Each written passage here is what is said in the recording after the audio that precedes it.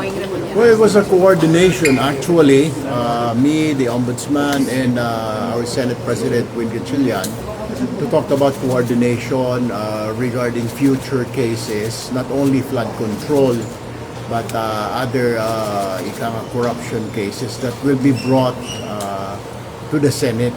So napag-usapan nga doon, and I will have to relay this all members ng Blue Ribbon what transpired during that closed-door meeting. Pero initially, napag-usapan namin ni Ombudsman na everything that has to do with flood control sila na maghahawak kasi ang dami na ring ongoing, tumatakbo na yung mga na-submit ng ICI sa kanila, yung mga congressman, yung mga contractors, tsaka contractors, other government officials, mga kasamahan namin sa Senate and ranking officials, gumugulong na. So, kung baka pakialaman pa namin, mapurnada pa, and we don't want to do that.